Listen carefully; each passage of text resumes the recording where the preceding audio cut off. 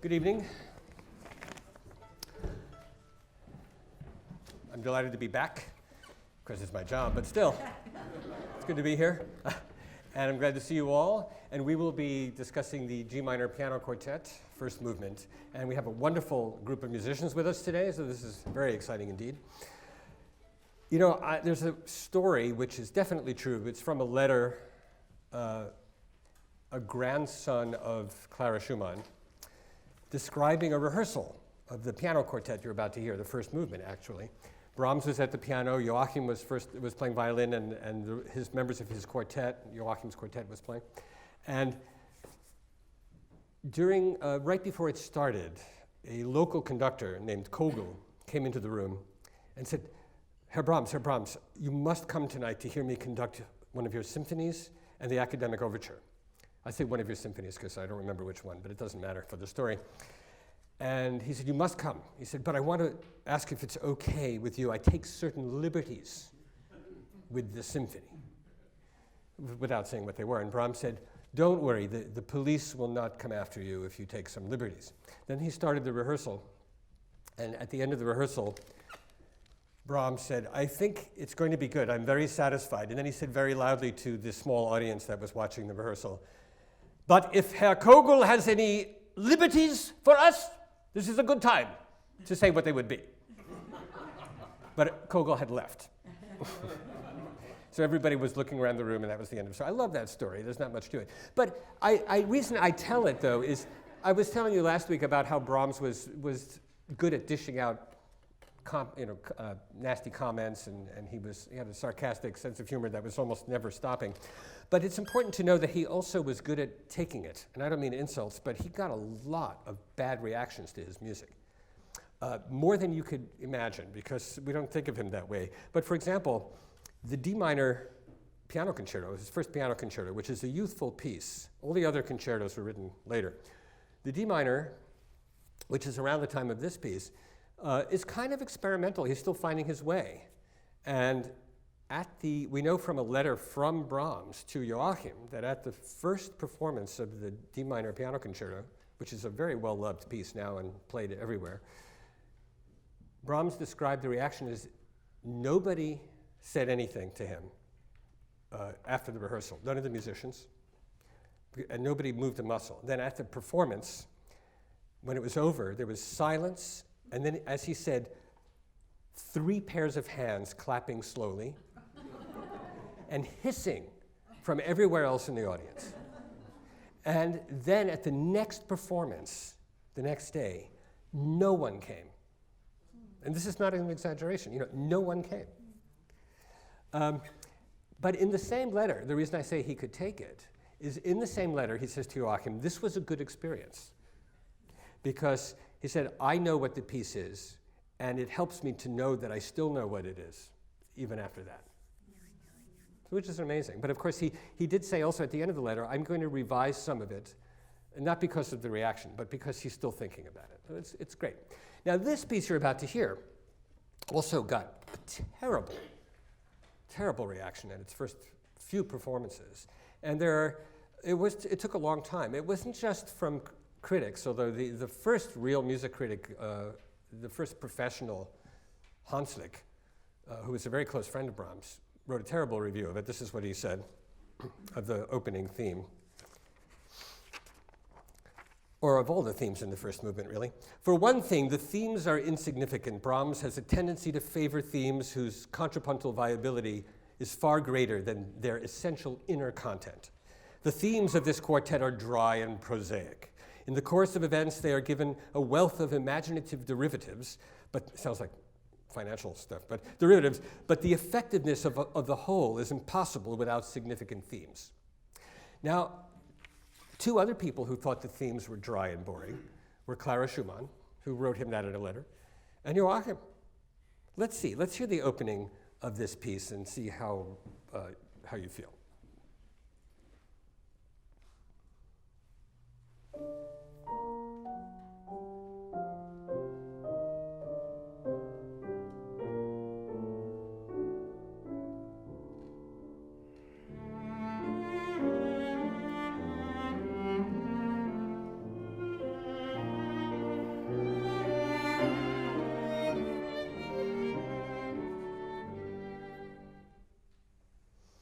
Now, we're not going to vote on it or anything, but the very opening is just octaves. Could you just play that again, Orion?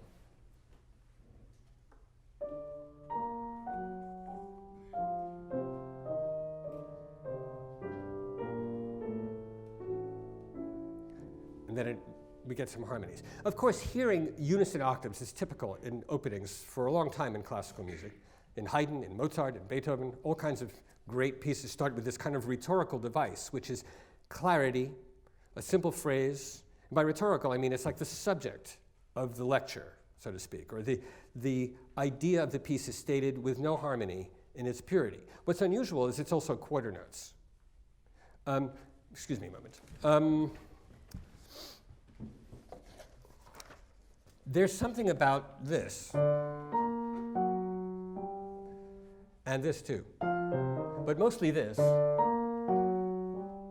that makes me wonder a little bit if Brahms was making references to certain things. There's one piece that he probably didn't know by Mozart. It goes like this. Well, this is the end of the previous movement. Ah, okay.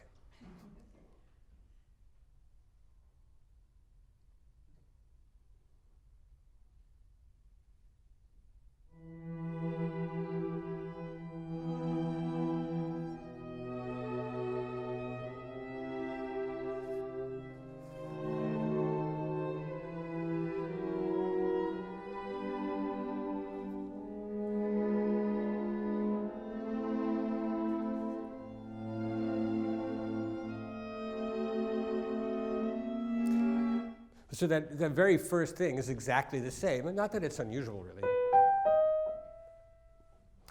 in a different key. But the intervals might also be referring to something that he knew very well that Robert Schumann wrote, and then it gets quoted a little bit later, which is this. It's a little song where the text is, "Weh, wie zornig ist das Mädchen," oh, whoa, how angry is the woman. And almost every woman who knew Brahms was angry.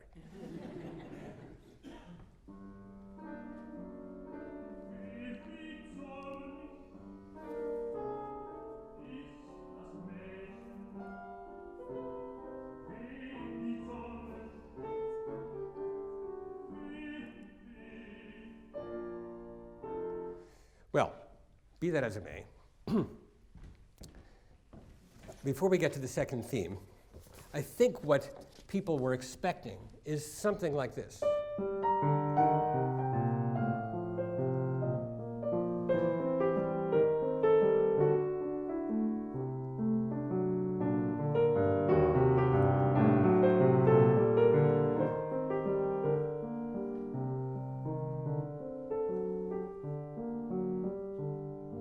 Now, Brahms never wrote that, and it never appears. But what that is, and I mentioned this kind of thing last week, is it rounds out the opening phrase. It gives the kind of lush texture and accompaniment that people loved in Brahms, even though he was very young when he wrote this.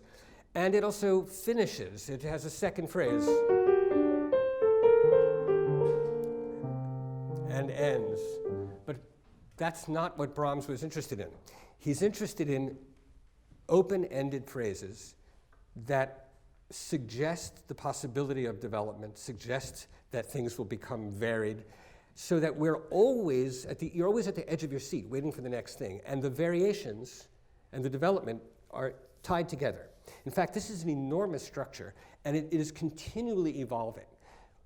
Immediately, the second idea, maybe we should play the second idea. The second idea seems brand new, but it is related to the first one. Now see if you can somewhere, it doesn't have to be in English or verbal, but somewhere musically even connect what you're about to hear with what you just heard. But actually, let's go back and do both themes, the opening of the piece all the way through to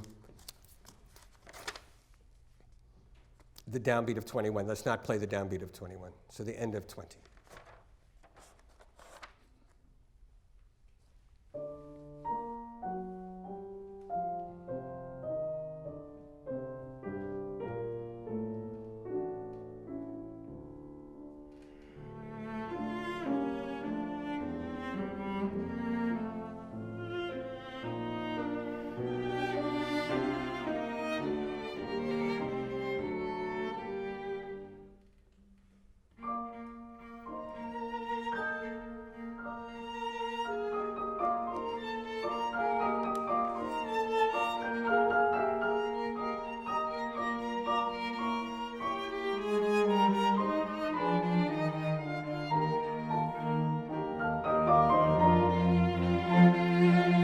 Okay, so thank you. So, pardon me.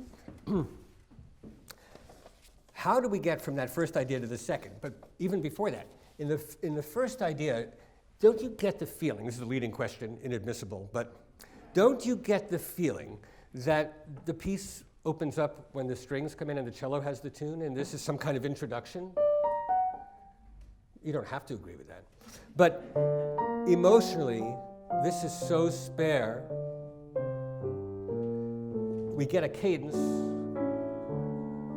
and then when the cello comes in, it sounds like the piece is opened up, but we're not in the tonic key anymore. Now that probably in 2015 is not going to upset anybody, that we're in the wrong key.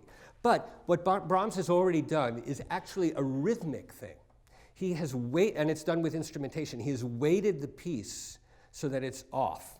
The correct key, G minor, is thin and kind of suggestive, but ghost-like perhaps. Then when it opens up with the ensemble, we're in D minor, which is the dominant minor. So he's already in a wrong place. He has to get back, which he does. It does end in the right place. Then there's this silence, this long silence, which is like Haydn and Mozart. This is a classical silence. There's a statement, and then there's nothing. And that kind of silence is the classical aspect of Brahms's temperament, which is he's going to wait this, and then he's going to give you a moment like Haydn would. But then what happens is something brand new. So where does this come from?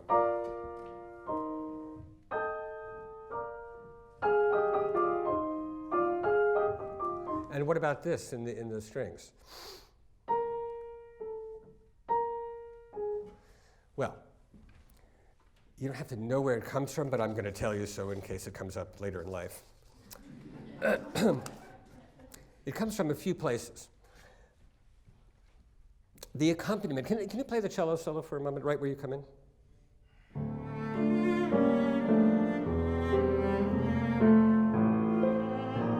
Great, now, sorry, but what the piano is doing is that, if you take this and you put it on the downbeat, that's what this theme is. What's interesting about this is Brahms, again, it's rhythm. Like we talked about last week. For him, rhythm is really one of the most significant ways of propelling a composition. So by having offbeats in a simple accompaniment, he takes this out of context and puts it on the beat. And that balances the harmonic lack of the imbalance of the harmonies too, that we started in G minor and the D minor is like this. You get a silence, and then the accompaniment is shifted to the downbeat. And what about what the strings are doing?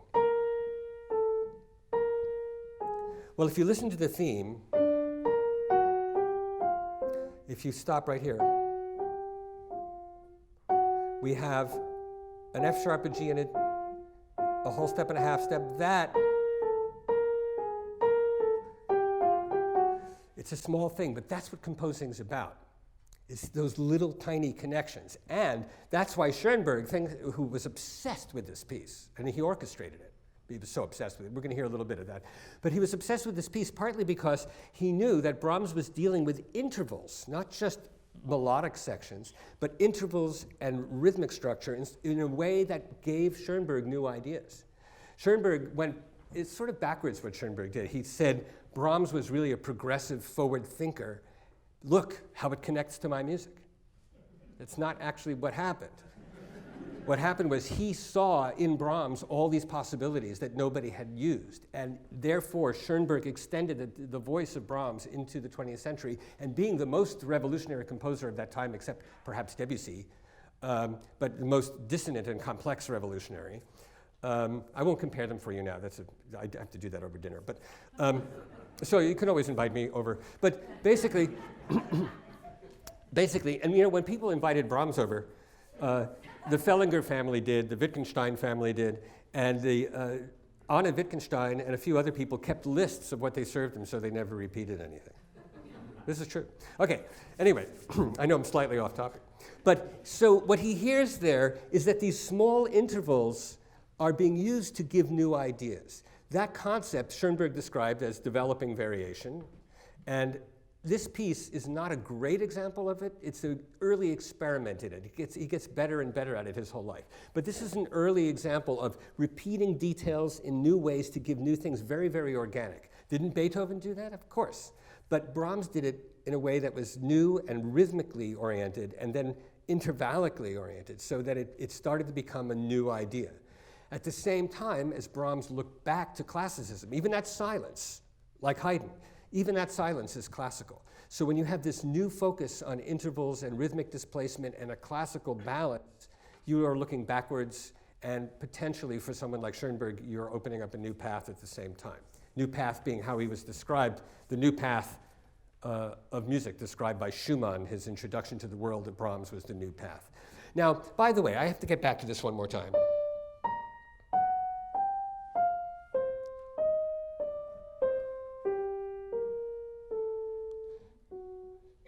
If you wanted to make this somewhat ornamented and more connected, I'll play in the right hand the Brahms, and I'll connect it with some ornaments to make it more lyrical.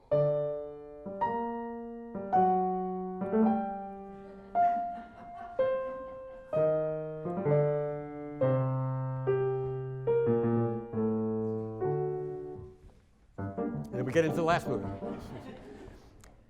But it is interesting. It's not that interesting, but it does the kind of thing that I enjoy. Okay. It's important to include those things for my own entertainment. Now, so we know how those two things move forward. The next thing that happens is kind of shocking.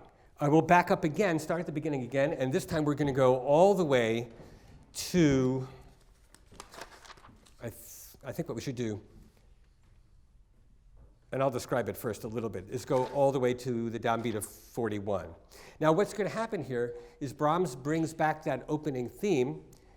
He uses octaves. So the theme is, even though it seems like it's about intervals, it's really about shape. And this also was an idea that became important in the 20th century, partly through Schoenberg. Schoenberg said that each piece is built on a shape. And that shape, the ground, he called it, that ground is continually being molded and remolded into new ideas. And that he got this from Brahms too. So immediately you will hear, actually we should probably demonstrate a little bit, Tori. Immediately you will hear this, but that is not the same intervals, right? It's not, it's, and then moving around, and not only is it a new shape, but notes are being redefined because we were in G minor. But all of a sudden we just end up here. He gets there through a modulation. And this note is no longer this note. That's what it was before. It was F sharp. It was this. But now it's, that note has been redefined. So what was an F sharp becomes a G flat in a new key, and it's very powerful that way. He needs to get it back. There it is, and now, because of the harmonies, because of the harmonies, that G flat comes back. He wrenches it back into G minor. Then something will appear, as they start the theme again, something will appear, a rhythmic idea. And that rhythmic idea will take over the piece, almost like a virus. Now, did Brahms know anything about viruses? I can't be sure, but I can tell you his absolute best friend was the most famous doctor and surgeon in Germany. So maybe. Okay, but I think it would have been great. I don't think he wrote because of viruses, but if you're hearing people talk about how things get taken over and systems are, it might creep into your subconscious and it might be your music. Don't forget Freud was alive. Okay, go ahead, try it.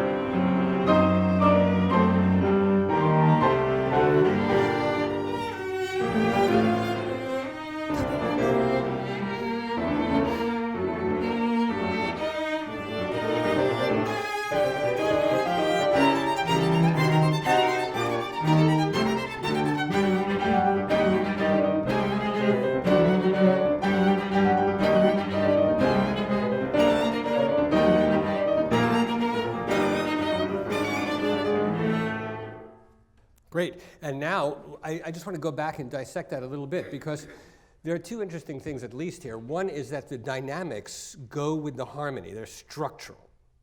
What I mean by that is he puts piano somewhere softly because of the harmonic language at that moment, and then forte when it's rescued from that. So for example, that's what I mean by structural.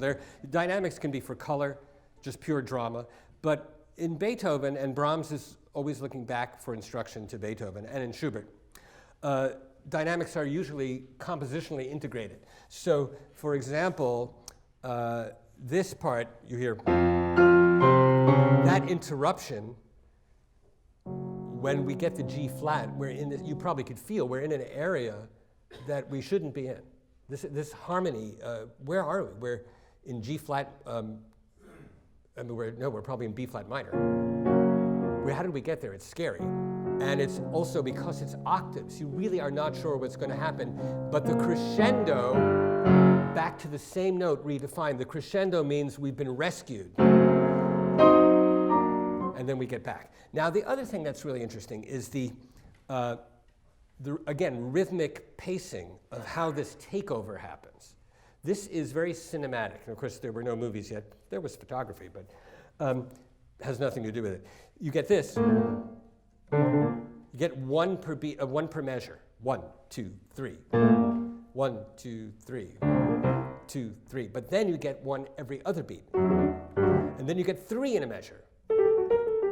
And then you get 4 when the strings come in. So it's 1, and then 2, and then 3, and then 4. And it's sculpted in like this. 1, 2, 3 measures of 1 in a bar. 1 measure of 2. 2 measures of 3, and then 4 just runs rampant. So when I say it's cinematic, it's like the technique of film editing between, let's say, a train coming and somebody's fear, or some other thing, something peaceful. If you know the train is coming, or I don't know why I picked a train, but they move fast. A train coming at an object or an innocent person who doesn't know it's coming, and you see the train, you see the person, you see the train, you see the person. If you're a good editor, or at least the tradition and the original concept of that would be that you have some time on the train and some time on the person, and that time gets shorter and shorter. And if it's done exactly in proportion, it feels pretty scary. And then right at the last minute, it's even faster and stays longer, and then it's really scary. So let's do that again and see if we can count the editing. Right from 27 to the same place that you stopped. I'll raise fingers.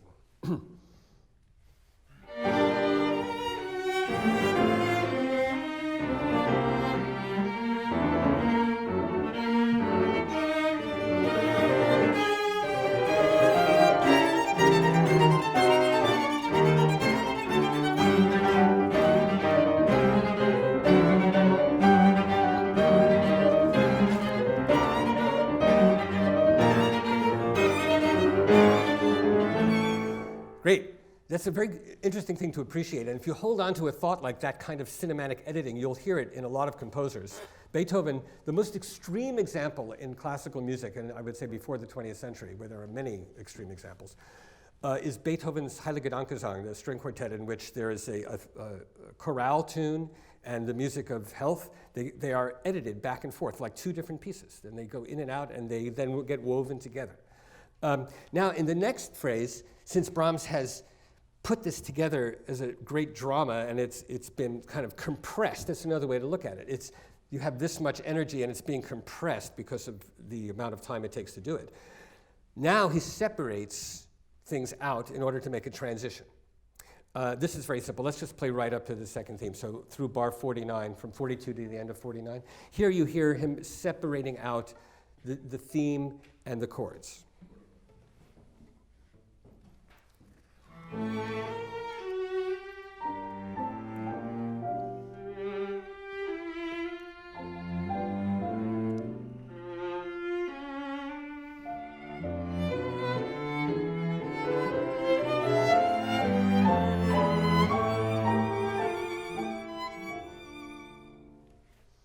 Great.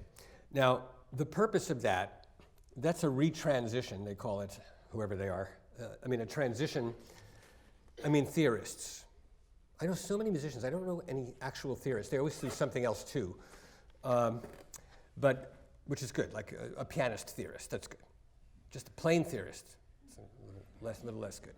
But the idea of a retransition means it's going back to something. But this is pretty much a transition straight into what's called the second theme. How many themes have we heard already?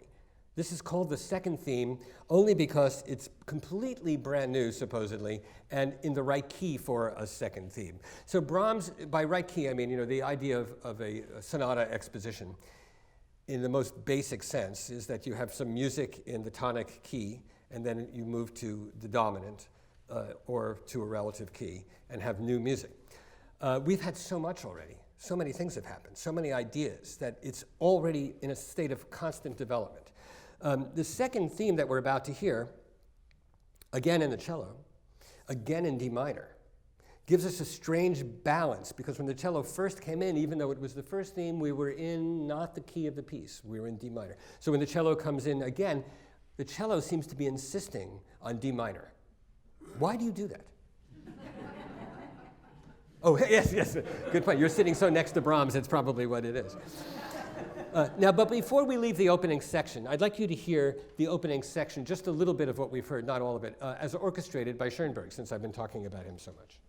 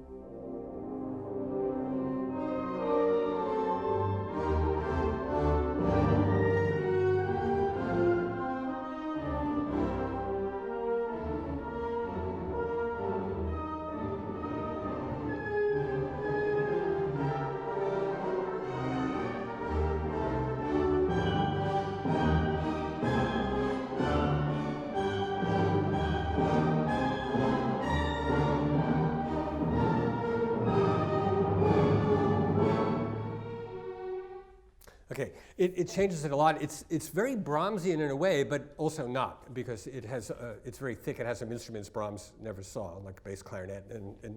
But one of the things that's interesting about it is you can hear what Schoenberg thought was important. So for example, that second theme, the piano is in the winds above the strings. He obviously thought that that was more significant than it's usually played. Why did Schoenberg do this? In other words, usually the string part comes out more, but Schoenberg felt the piano part should be there. Why did Schoenberg do this? He did it for a couple of reasons, and I have a list that he made of why he did it, which I hope to find. Oh, but I have it memorized anyway, just in case I don't find it. All right. This is why he did it. He said, 1, I like the piece. I'm not kidding. 2, it's never played well. That's Schoenberg talking. 3, it's never played well because the pianists are always too loud. That was it. There were only 3 reasons. But a nice little story is that Schoenberg was aware of a document that he saw in which Brahms had autographed. They used to have a thing called an autograph fan. Women would have fans, and you would write on, get a famous person to write on your fan. That should come back. It's great. But she asked, the daughter of Johann Strauss, the Waltz King, asked Brahms to autograph her fan. So he wrote out some of the Blue Danube Waltz. And under it, he wrote, "Unfortunately not by Johannes Brahms." So Schoenberg spent a lot of time, for some reason, learning to do Brahms's handwriting. This is pretty obsessive. And then we have a document. I have it right here. Maybe we should put it online, except I don't know about the copyrights. But anyway, he copied out the whole thing. Schoenberg wrote out the waltz in Brahms's handwriting and wrote, unfortunately not by Brahms, but under it, he wrote out this.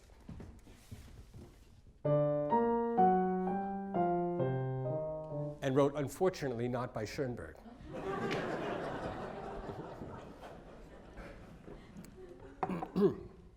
Okay, he's a serious guy. Now we get to the second theme where the cello is in D minor again. Let's hear that.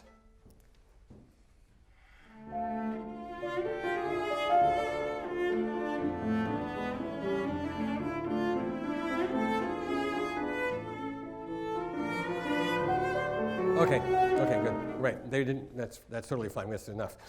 I mean that obviously not everybody was going to come jumping in on you. Now, where does that theme come from? This is kind of an antidote theme, because if you go to the doctor with this, you might be prescribed this. Anyway, it's what goes in small phrases and is sad and dropping is answered by something dramatic, passionate, robust, and healthy, and ascending. It does have in it some inklings, but it almost has to, because I've seen articles, believe it or not, I read these things where people talk about this has a half step too, and that had a half step. This one has a whole step here and a half step there, so it must be the same thing as this. Maybe, but you can't write anything in this period without whole steps and half steps except thirds and sixths, and he does that also. But, so it gets a little bit crazy. In the accompaniment, we have this. And this, some people think, and I know some of these people, some people think that this is, but in slow motion. One of those people is Arnold Schoenberg, and when he orchestrates it, you can hear it. So he was thinking about that.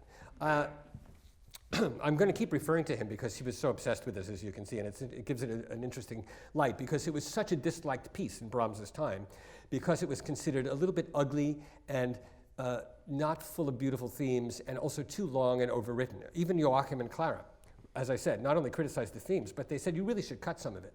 And in some of the letters, one of the letters, Clara Schumann writes to Brahms, the D major section, which we haven't gotten to, is way too long. There's way too much D major. There should be more G minor. You really should edit that.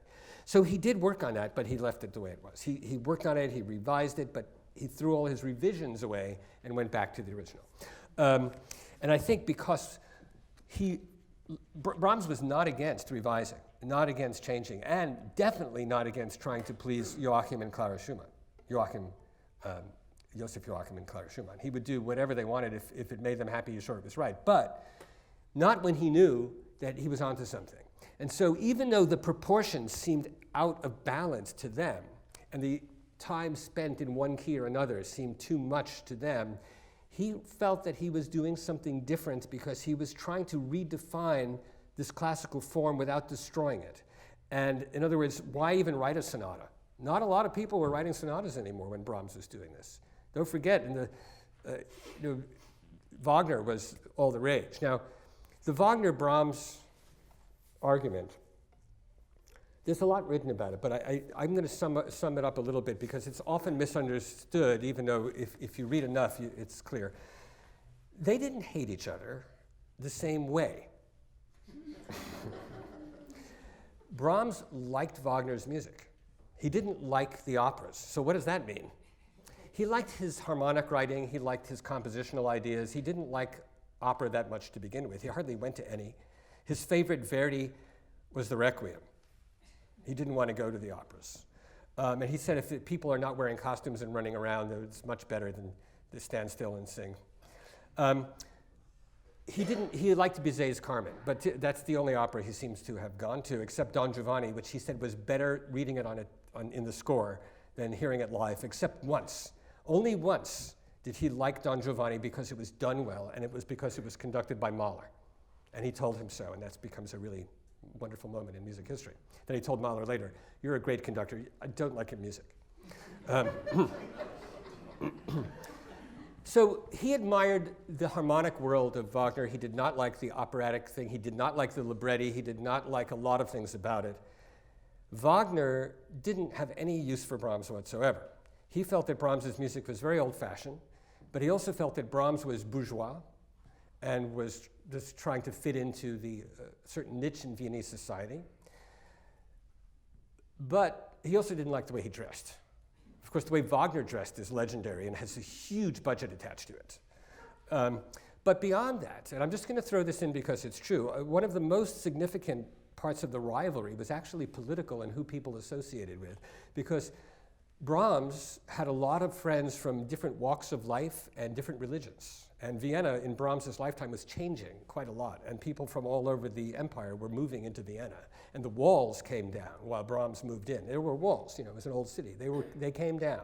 And with the walls coming down came people from all over Europe who had been under the domination. You know, it's one of the old lessons you learn. If you, by the way, if you ever feel like conquering a country, remember this. That if you conquer lots of other states, they're eventually going to be your citizens. And if you don't like them, just leave them where they are. So Wagner wanted Germany to be pure. Wagner was also, obviously, you probably know, a rabid anti-Semite, and he wrote a lot about it. A famous article, Jews in Music, in which he said things like, if Mendelssohn weren't Jewish, he probably would be really good. But he's not good because his Judaism prevents him from being anything other than mediocre. When the famous theater in Vienna burned down, there was a theater where they did lots of operas, but also musicals, what we call musicals now, operettas, and straight plays. The audience for that opera was 70% Jewish. And most of these people were like the Wittgensteins and a lot of other people. These were Brahms's friends.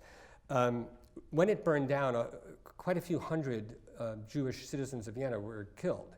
And Wagner said to Cosima, who wrote it in her diary, that Wagner said, I hope the new theater burns down too and we'll finish it off. So this was a serious, serious guy. And apparently he was laughing when he said it, which is also notated by Cosima. We don't know why she put that there. Maybe she thought it was funny, maybe she just wanted people to know. So Brahms knew this, and he despised him because of that too. And he also didn't like Bruckner for the same reason. Bruckner came in, was the great new voice of music. And there are a lot of amazing parts of this rivalry because Brahms was very powerful in Vienna. At the conservatory, he didn't teach, but he was powerful anyway. He affected everything that happened in music. And he was against Bruckner because Bruckner was an outspoken anti-everything. He was quite a racist, wanted pure Germany too. And he ran the New Wagner Society, which had no Jews allowed and probably no other things, but you know, anything other than certain, also Brahms was Protestant, and that was also not good because they were Catholic. Anyway, so this is all part of it. One little sub-story I will tell you, because this is quite fascinating, because Brahms also had his terrible faults because he was so mean without having a problem with it, that politically, for example, at the conservatory, there was a young student who was a roommate of Mahler's. The roommate of Mahler was named Hans Rott, R-O-T-T. You can look up his music, you might find there's an E-flat major symphony, there's a string quartet, there's just a little bit left. He died when he was 25. And that happened, well, we don't know exactly why, but the story is that he applied for a position and a scholarship, et cetera, at the school. And because he was studying with Bruckner, and his music was Bruckner influenced, Brahms apparently told him that he had no talent and should not be a composer and should just give up. But he didn't know that this was a very unstable young man who actually was suffering from what we now probably would call bipolar, but there was a lot of evidence to this. And he went, there's no direct correlation to this, but probably a few months later on a train, he went over to a man who was smoking a pipe on the train, which was fine, and told him he better put it out because it'll cause a fire and the bombs that Brahms planted on the train to kill him will explode.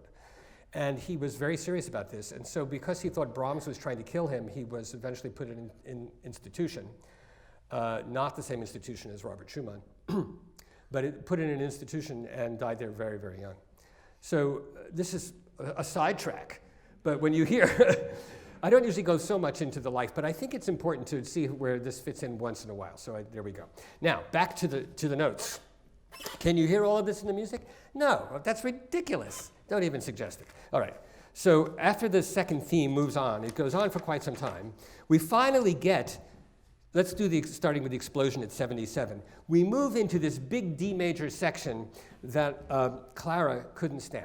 So let's build, starting from 77, moving into the big D major section.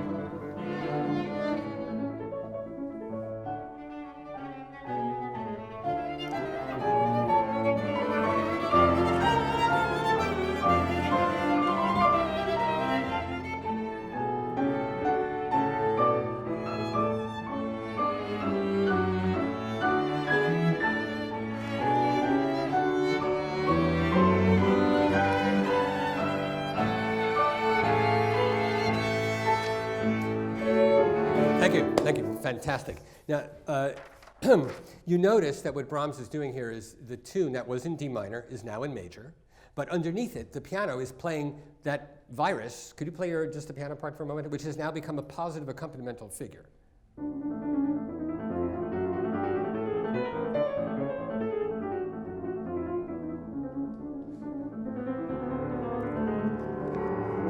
Okay, great. And that's interesting what's happened to it, because it's not become benign. See, it's not become banal at all, because it could be if he had done something where he just,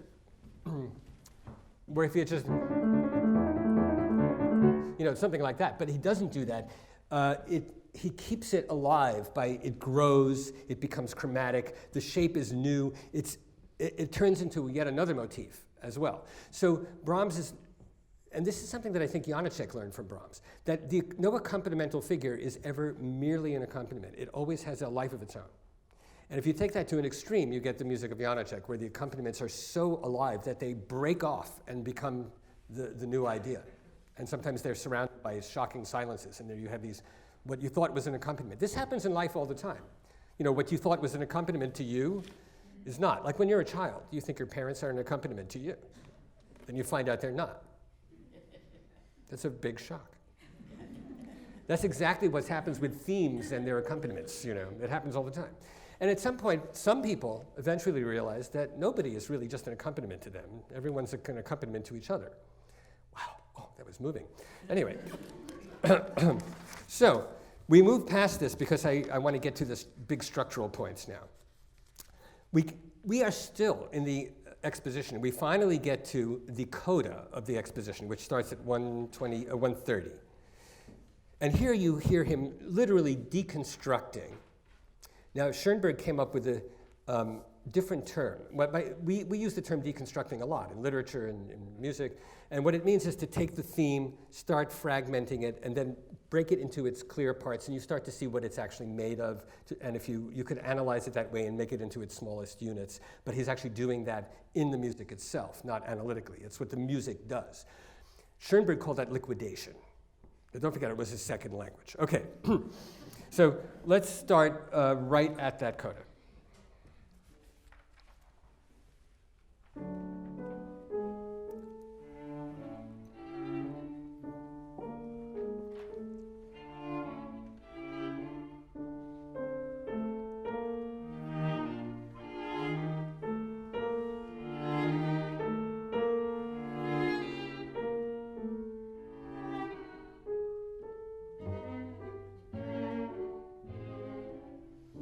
Okay, great. Now we'll go there in a moment. So you could see that he was moving it into such a degree that just two notes is meaningful.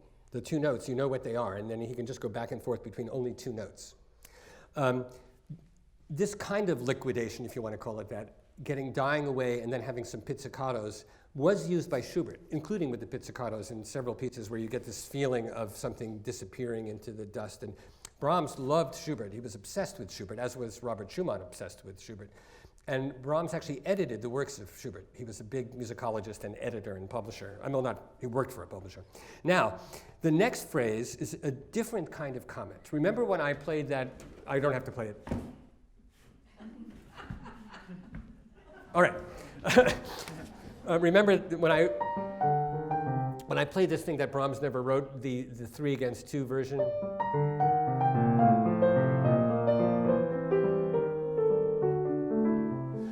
One thing that he does in the next phrase is he's almost taunting you with the idea that he could have done that. But he separates the ghost-like phrase with the beautiful accompaniment, and they don't come together. Let's hear that. It's much more powerful.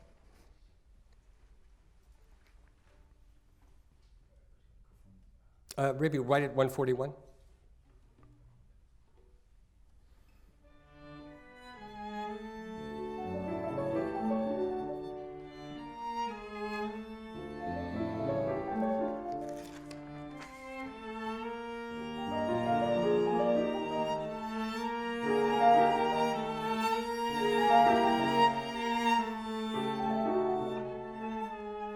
Okay, and then of course you do get a little bit of it soon, because he can't do that and not give it to you, because then you would really not like him.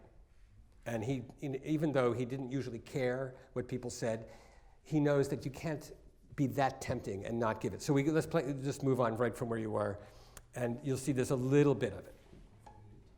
Actually, let's go all the way from 147 into the next section.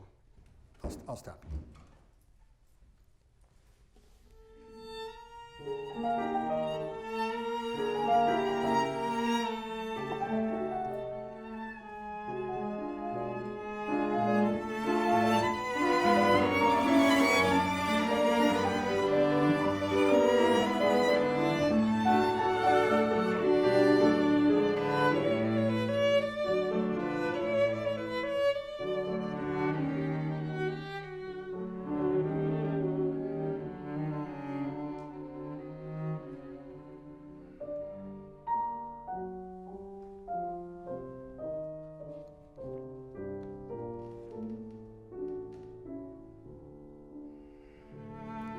Okay, now wait a minute. What's going on here?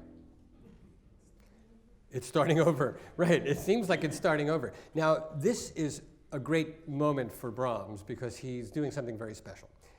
Yes, it sounds exactly like it's starting over for quite some time here, the whole first phrase, and the whole next few bars.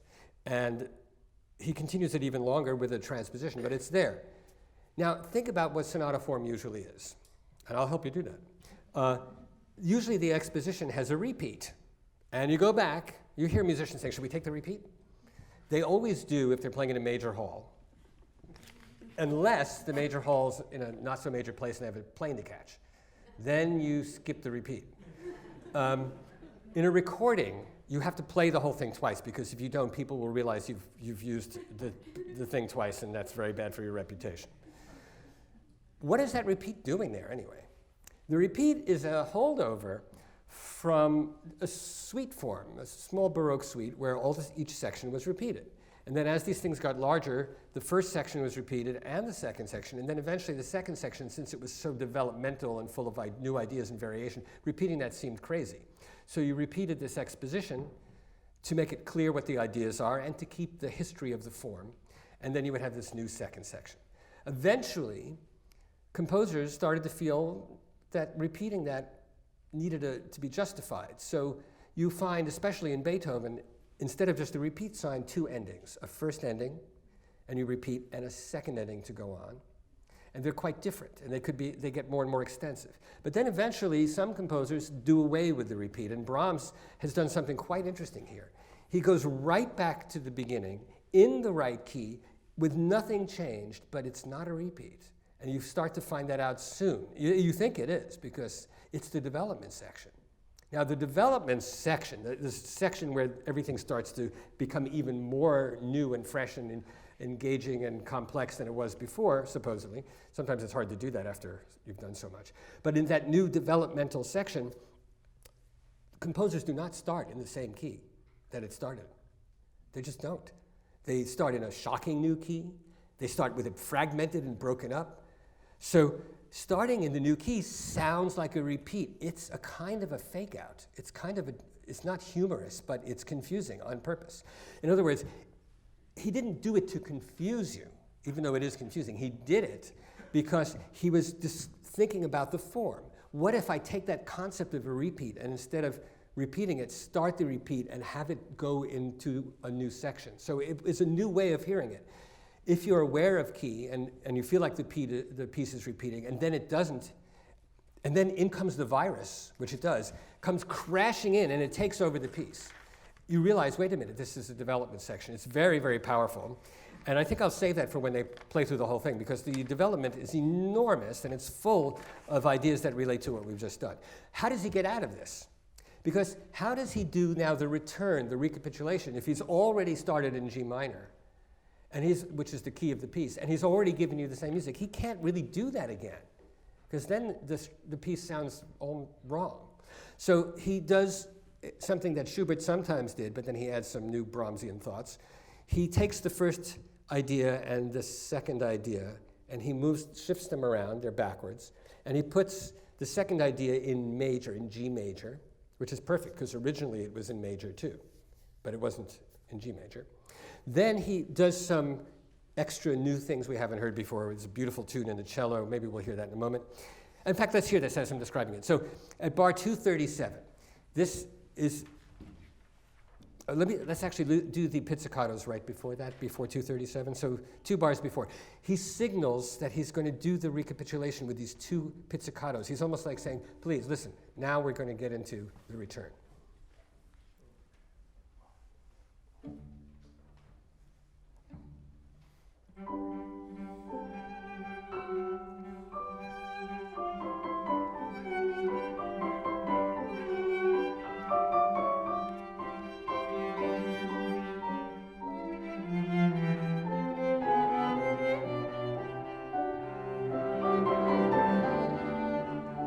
Now, right here, we'll start that in a second. Right here, we get music we haven't had before. It sounds familiar because it's based on everything. But this is a new section that is, its whole purpose is to get back to the first theme somehow in G minor again. So let's hear a little bit of that so we can hear the cello solo.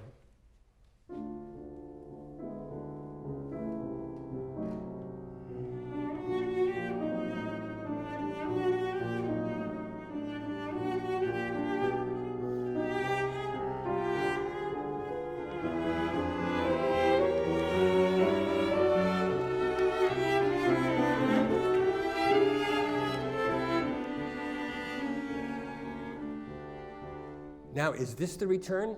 Why don't you play from 259, but I'll talk over you, which I know is annoying, but I won't later. So what's going to happen is we think we're in the return, but the notes are wrong. So we're not. And then suddenly we do return, but it is not the very opening, because we already had that at the beginning of the development. It's the next section. So he's really been careful about this.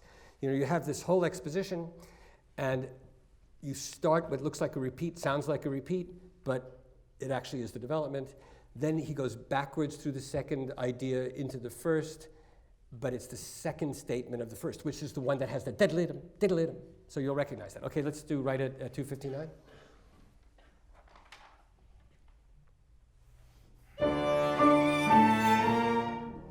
This can't be it, the notes are wrong.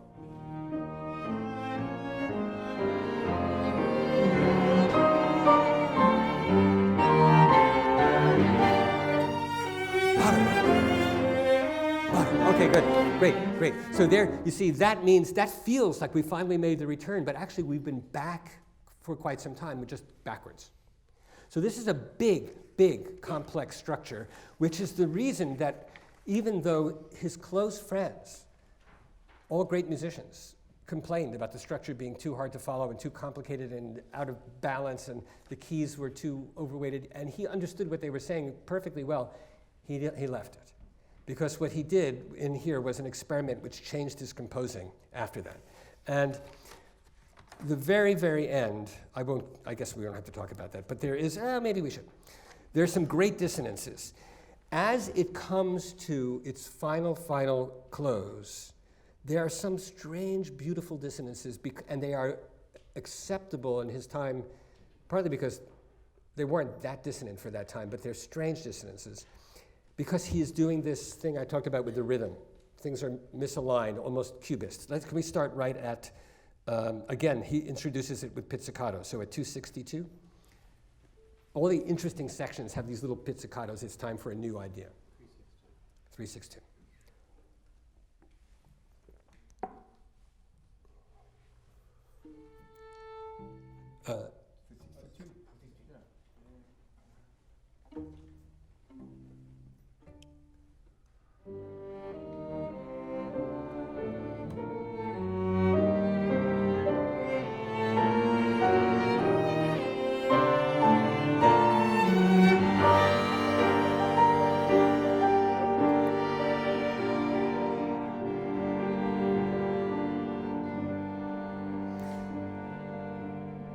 Okay, now you may have heard those dissonances, but I'm going to ask you to play this really slowly, just this same exact thing, so we can really hear how painful these dissonances are. Same thing.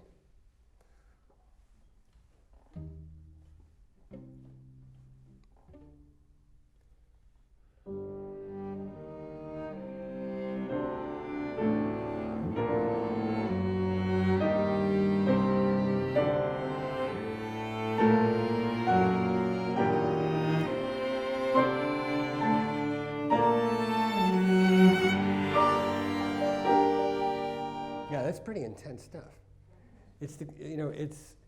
Brahms's sense of dissonance was different from the more modern composers. Richard Strauss, now this is early, Strauss wasn't doing much of anything, but Richard Strauss and Mahler and Debussy were all composing when Brahms was composing later on, in the later part of Brahms's life. And Brahms died before he was 64, so if he had lived a better life, a longer life, I should say, he would have lived easily into hearing Webern's 5 Pieces for Orchestra and Stravinsky's Rite of Spring, but didn't quite get there.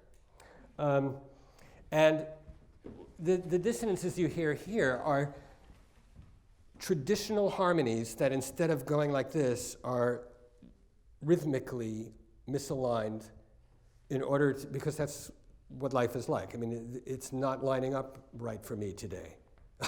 And for Brahms, that lining up thing, I mean, it's very important. So you have this in strings at the same time as this chord in the piano.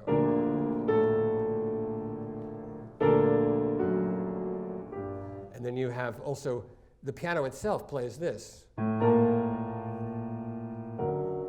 And you also have this in the piano with this in the strings. And one of the most famous dissonances in Brahms, in terms of it's very easy to explain what he's doing and so simple, and yet nobody else had done it, is the end of his B minor intermezzo ends like this.